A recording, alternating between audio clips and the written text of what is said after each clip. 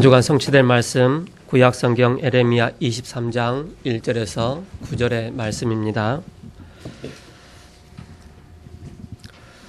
에레미야 23장 1절에서 9절 말씀 한 절씩 교독하시겠습니다. 제가 먼저 1절 읽겠습니다. 여호와의 말씀이니라.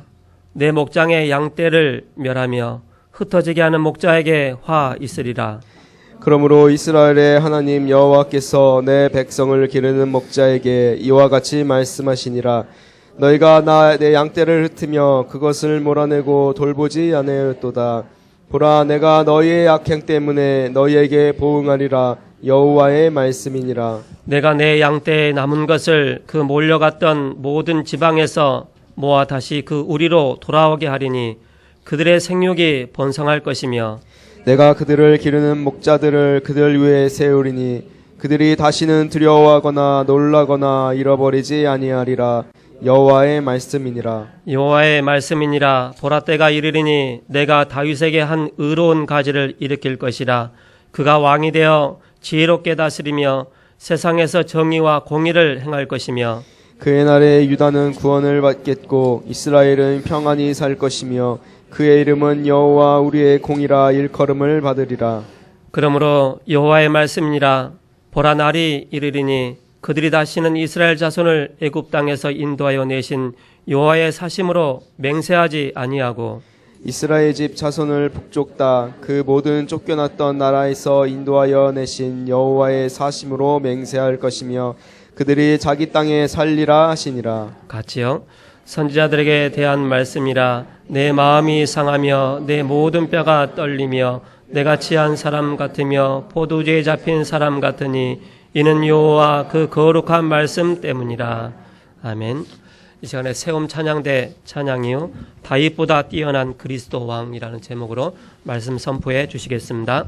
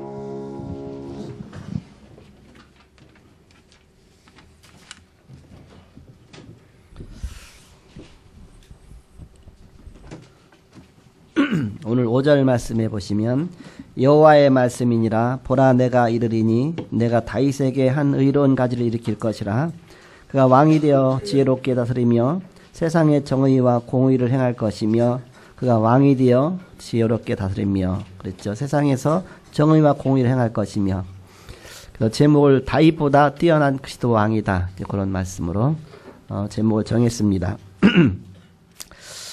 지난해 이 성탄절에는 주의 길을 준비하라 그런 말씀으로 마가복음 1장 1절 3절 말씀 주셨습니다. 그래서 올해는 성탄절 때마다는 이렇게 성탄과 관계된 이제 기절을 찾다 보니까 거의 뭐 마태복음, 마가복음, 누가복음, 요한복음 중에서 나오죠.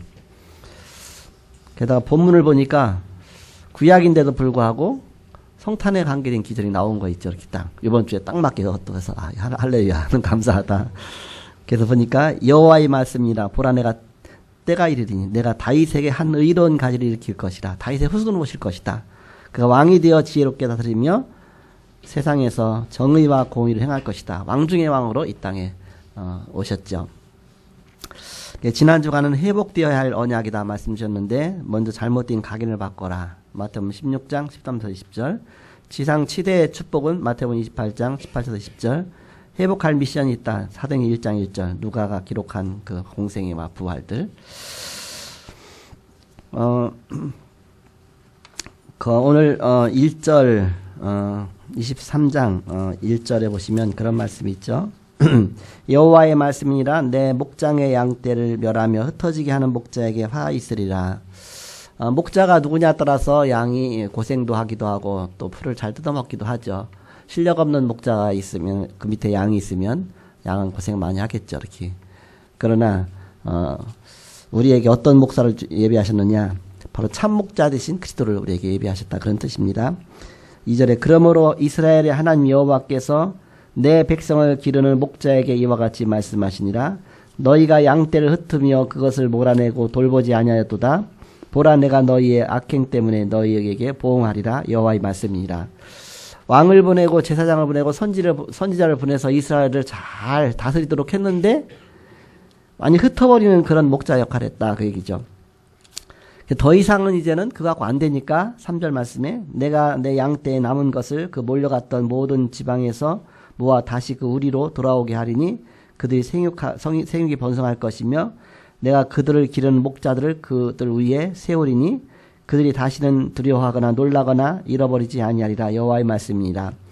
그들 제대로 기르는 목자를 세울 것이다. 바로 예수를 말하죠. 예수를 보내셔서 모든 걸 다 회복하실 것이다. 그 말씀하신 것입니다. 그러면서 주신 말씀이 5절에 여호와의 말씀이니라. 보라 때가 이르리니 내가 다윗에게 한 의로운 가지를 일으킬 것이라. 다윗의 가지 즉 다윗의 후손 자손을 통해서 이 땅에 메시아 보내실 것이다 그런 뜻이죠. 그가 왕이 되어 바로 예수님이 이 땅에 왕으로 오셨습니다. 왕으로 오셨기 때문에 예수님 처음 탄생하셨을 때 동방 박사들이 선물을 하잖아요. 황금과 유향과 모략을 드리죠. 그게 왕한테 주는 선물입니다. 황금, 유향, 모략. 그리고 예수님 십자가 달리실 때도 죄의 그 명목 써는 죄패에 뭐라고 써 있느냐? 유대인의 왕 나사렛 예수.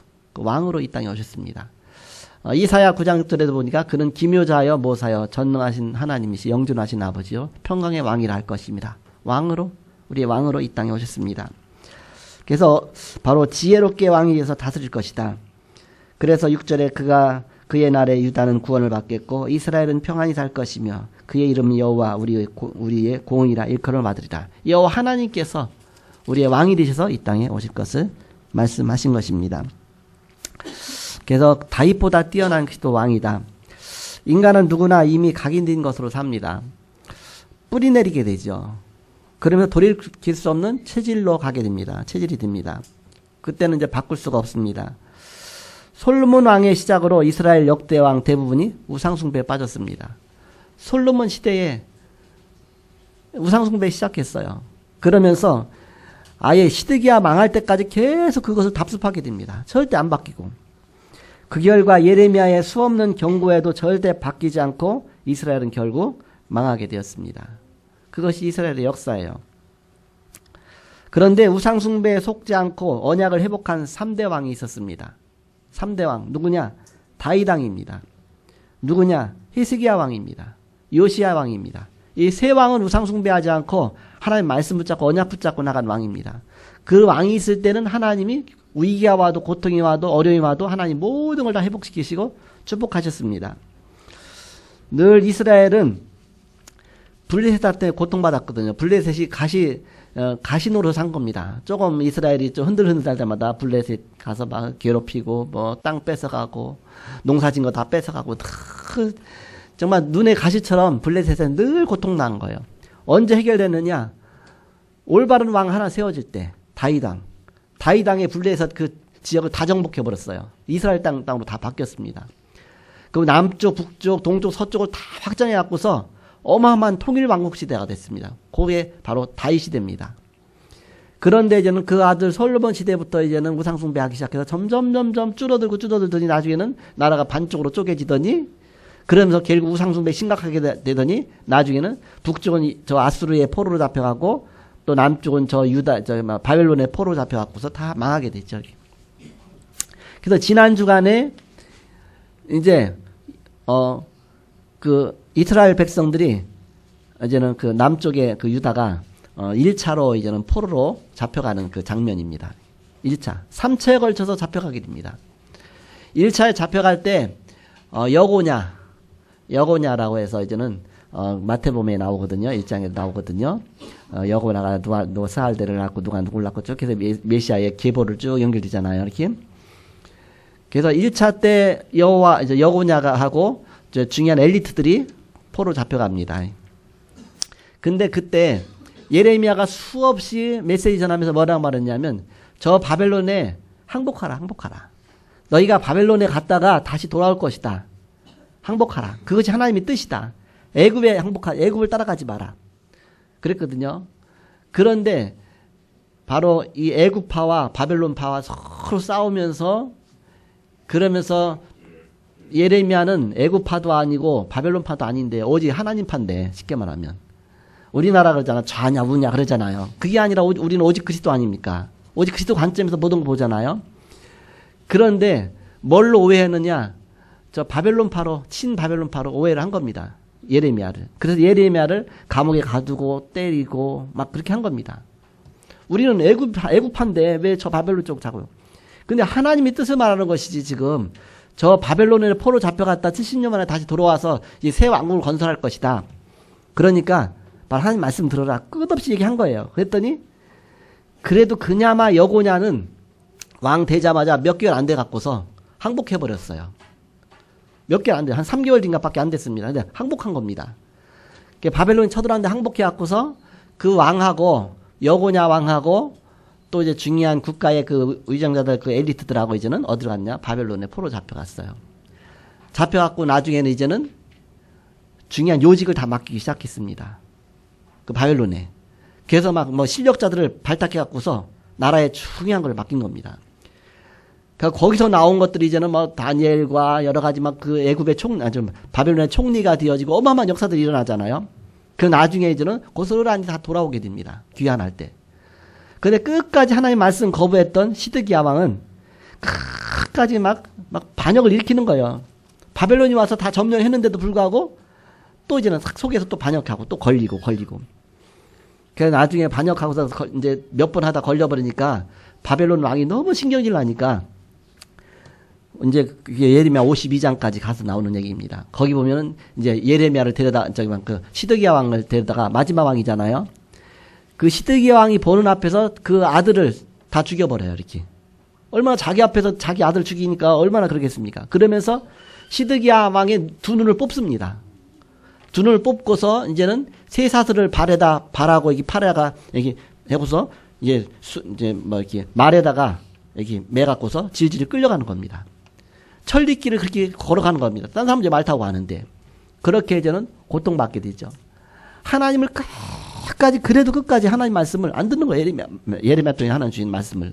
그러니까 그런 고통 겪죠. 결국 이제는 바벨론 가서 이제는 결국 죽게 되고. 근데 왕들이 이게 계보가 메시아의 계보로 연결됐잖아요. 근데 시드기야는 누구냐면 이렇게 쉽게 말하면 이게 삼촌식인 거야, 삼촌식.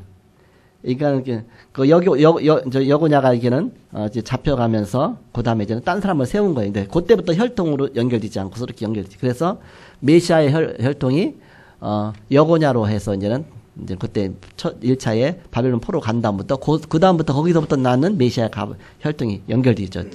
이게 바벨론으로 이거한 후에 그렇게 나오죠. 그렇게 해서 그 메시아의 혈통이 쭉 이어지면서 그 후대로 해서 그리스도가 오시게 됩니다. 시드기야 후손이 아니고, 시드기야 후손은 아니고요. 시드기야는 마지막 망으로 완전히 망했지만, 그러나 여고냐 후손으로 해서 이렇게 연결되죠. 그래서 그런 쭉 연결되는 왕 중에 그 3대 왕이 다 메시아의 그 혈통의 계보를 이은 왕들입니다. 다윗 왕, 히스기야 왕, 요시야 왕. 어려울 때 시대였지만 하나님이 축복하셨죠. 그래서 하나님이 다윗을 가장 뛰어난 왕으로 하나님의 가장 마음에 합한 왕이다 그랬습니다. 유대인들은 그리스도가 다윗의 후손으로 오실 것을 미리 알고 있었어요.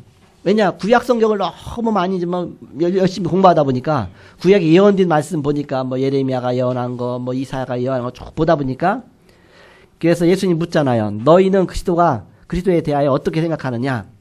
누구의 자손이라고 생각하느냐? 그랬잖아요. 그게 물으니까 사람들이 다 이구동성으로 다윗의 자손입니다. 그랬잖아요. 다윗의 자손이다. 예수님 그때 뭐라 말하냐?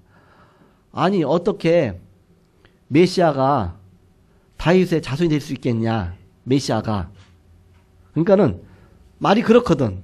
그러니까 막 실제 그런 애서 막 이렇게 즐겁게 듣더라 그런 내용도 나오잖아 이렇게. 그런데 바로 영적인 그런 중요한 비밀을 말씀하신 것이죠. 그래서 마태복음 22장 42절에 보니까 다윗의 자손으로 오실 것을 미리 알고 있습니다. 그런데 동정녀 마리아에게서 탄생할 것, 그 영적 비밀을 말하는 것이죠. 그러면서 다윗은 뭐라고 고백하느냐 하면 시편 110편 1절에 보니까 네 원수로 발등상 되게 하기까지 너는 하나님 우편에 있으라 그랬습니다. 주께서 내 주에게 말씀하시기를. 주께서는 하나님을 말하는 것이고 내 주에게는 내 주는 예수 그리스도를 말하는 겁니다. 주께서 하나님께서 내 주에게 즉 그리스도에게 말씀하시기를 너는 저 원수가 발등상 되게 하기까지 바로 내 우편에 있으라 그랬잖아요. 바로 만왕의 왕으로 올 것을 예언한 것입니다.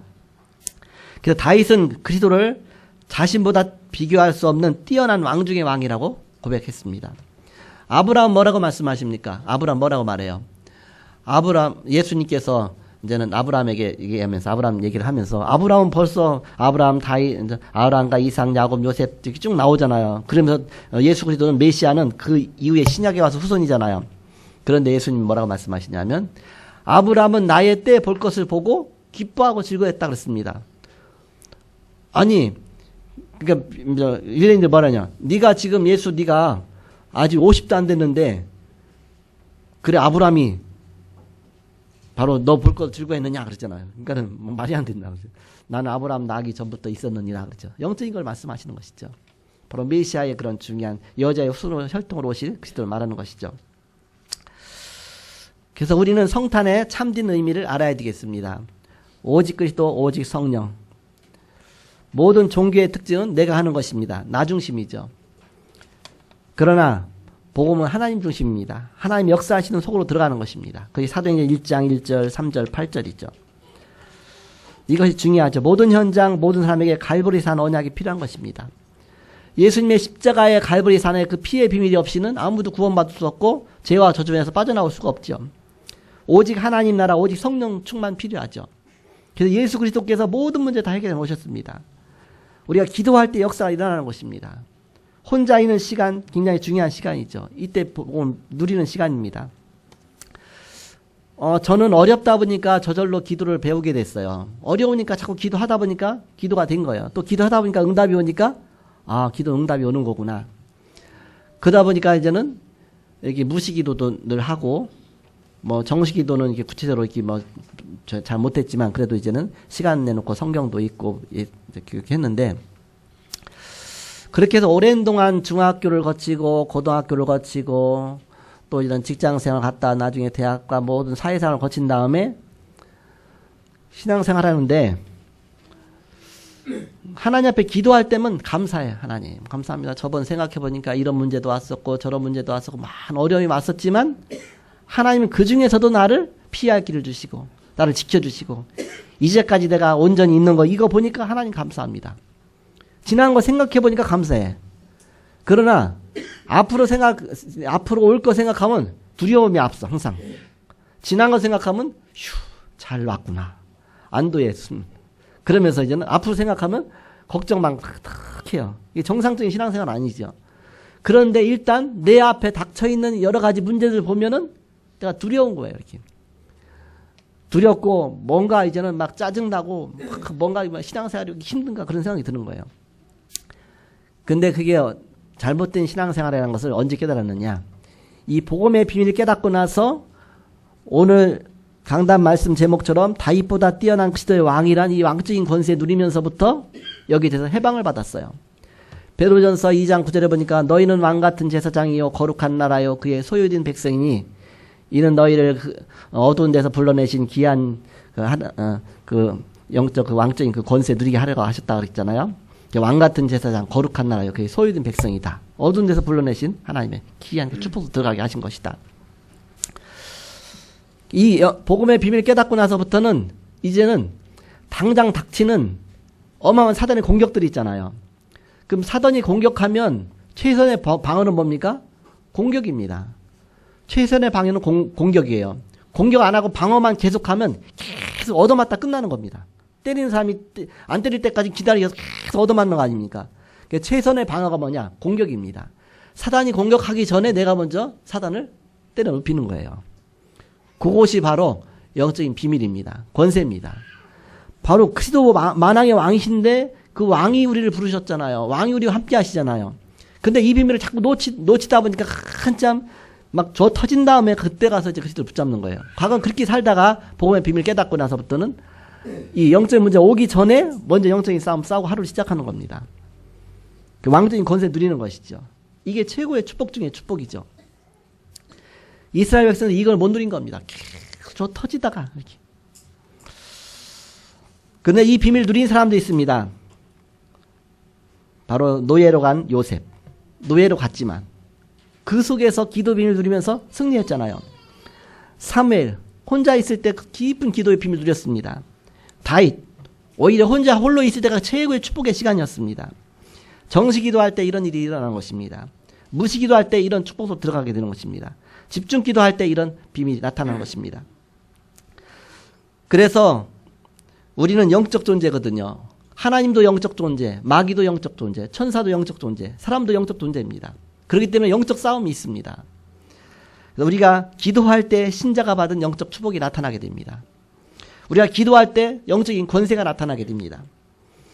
그래서 이 영적인 권세와 비밀 이것을 누리는 소수를 통해서 그 시대마다 하나님이 이끌고 가신 것입니다.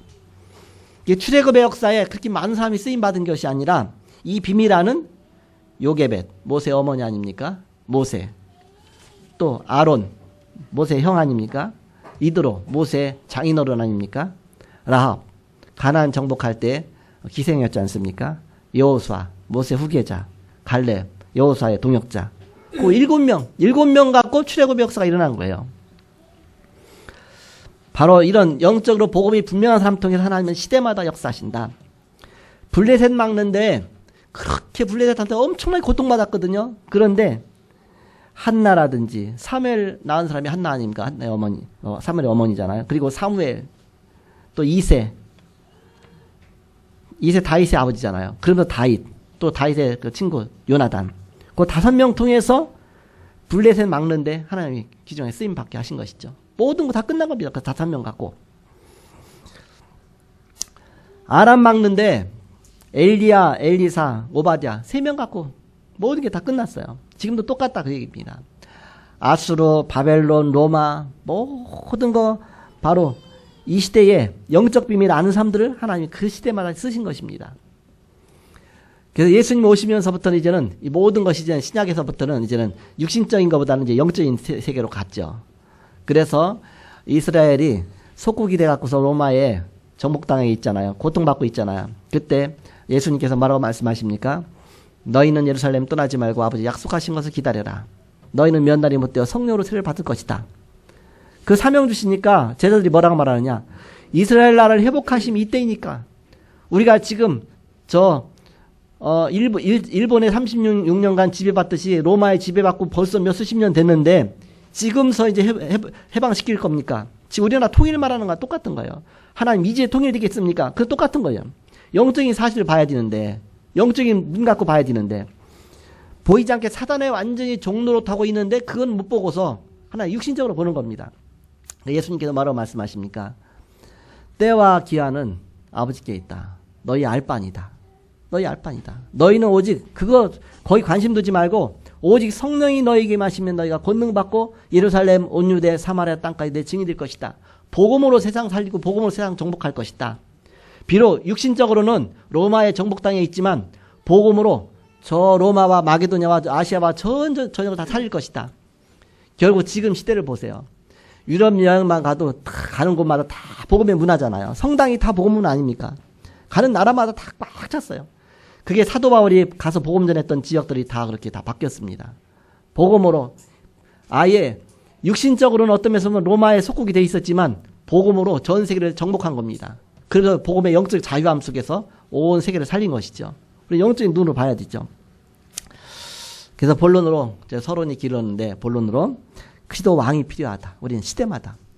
지금 김정은이 왕이 되고 주석이지만 왕으로 따진다면 왕이 돼 있다 보니까 그 밑에서 굶어 죽고 또 이제 그래서 이렇게 막 고통받고 있잖아요. 그 왕 하나가 누구냐에 따라서 엄청나게 틀리죠. 그 하나님께서는 그런 왕이 아니라 참된 왕, 참 제사장, 참 왕, 참 선지자 되신 우리의 만왕의 왕을 세울 것이다. 그 그리스도 통해서 모든 걸 다 회복하실 것이다. 말씀하신 것이죠. 그래서 우리는 그리스도 왕이 필요하다. 성탄절은 이 왕으로 오신 그리스도를 맞는 것입니다. 그의 마지막 메시지를 그렇다면 잡아야 되겠죠. 왜? 우리에게 영원히 주신 메시지니까. 그게 사도행전 1장 8절입니다. 오직의 비밀이죠. 오직 성령 충만 받으라 그랬죠. 오직 그리스도, 오직 하나님 나라, 오직 성령 충만. 이 축복받은 사람이 천국의 신분을 누리는 것입니다. 이 축복받은 사람이 권세를 누리는 것입니다. 그래서 신분과 권세 누리는, 그리스도의 신분과 권세 누리는 너희는 왕같은 제사장이다 그랬죠. 두 번째는 바로 오직 권능 누리는 것입니다. 영적인 권능. 이때 비로소 영적 서밋으로 가게 되는 것이죠. 우선순위를 바꾸면 됩니다. 항상 오직 예수, 오직 그리스도. 일하면서 기도하지 말고 기도하면서 일하는 것입니다. 되게 기도 어떻게 합니까? 내가 다 결정해놓고 내 길을 다 결정해놓고 내가 다 선택해놓고 하나님 이거 되게 하여 주옵소서, 하나님 도와주옵소서. 그건 내가 주인이잖아요. 그 시작 자체까지도 하나님한테 다 맡기는 겁니다. 나의 가는 갈 길까지도, 결정할 것까지도, 모든 것을 기도 속에서 모든 일을 하고, 기도 속에서 선택하고, 기도 속에서 결정하고, 결정해놓고 기도하지 말고, 모든 걸 처음부터 하나님 앞에 다 맡기고 나가라.